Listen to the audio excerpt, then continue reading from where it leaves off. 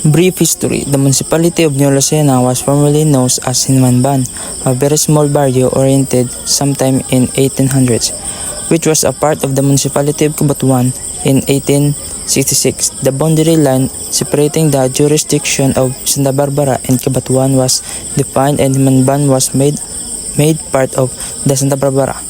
Intermarriage among the people increased the area's population. Led by Bartolome Valenzuela, a prominent residents of the barrio or Hinmanban, the residents organized themselves and petitioned of the Governor-General that they be granted independence by putting a church convent in a casarial or municipality building with the help of the provincial official and captain municipal of the municipalities of Santa Barbara, Cabanatuan, and Potota. Lucena was separated from Santa Barbara on October 9, 1877. In accordance with the Direction General de Administración Civil, the first municipal officials were elected and the first captain municipal was Bartolome Valenzuela, known as Tanabe, the grandfather of then Senator Tomas Confensor and Representative Patricio Confensor. It is not recorded when Hinmanban was changed to New Lucena, but Lucena reportedly comes from dialect Lu or Ulu, which means head, and Sena, which is the short version of the flower Susena, which means pure and peaceful. Thus Lucena means pure and peaceful leader. Spanish role in the Philippines brought drastic changes in the political, economic, and cultural life of Filipinos, which cruelties and injustice brought about by colonizers. Series of the revolt took place in different parts of the country. In Iloilo, unknown to Spanish authorities and a secret group of volunteers coming from the different towns was preparing to revolt. Tan Martin, popularly known as Martin Teopulo Delgado, a native of Santa Barbara, was the leader of the revolution movement.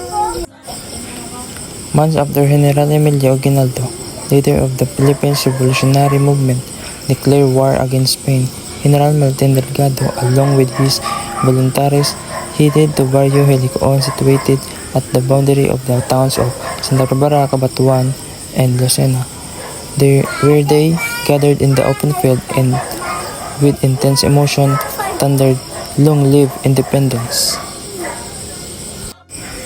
New Lucena is located in the central portion of the province of Iloilo. New Lucena has a total land area of 4,410 hectares. It is 24 kilometers or 15 millimeters from Iloilo City. Most of the people in New Lucena were farmers planting rice, and sugarcane is their job or occupation. The most famous island resort in Lucena is the Millas Hill, located at Barangay Pasil, New Lucena, Iloilo. Millas Hill has many rides and activities like wave pool, zip line, rock climbing, rowing, and sky cycling. The Helicon Valley Island Resort. They are famous for clean and huge pool, different kinds of animals to see, and it has beautiful view.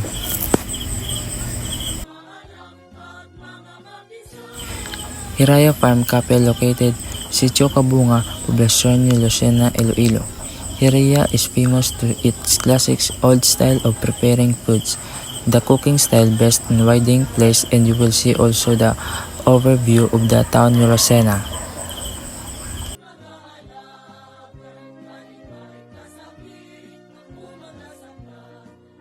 Of the Cryobelicon. Cryobelicon takes a dramatic character and qualities. The spectacle of arrangement depicted on the open field through this festival with artistic renderings from local choreographies is celebrated and debated. But one of the functions of this dramatic activity is to capture the spectator's imagination in order to bring to life that historic event. The reenactment considered spectacle is worthy of theatrical consideration in their own rights. Sa tanan sinalimayan, sa tanan natin mga alaga, kalipay ka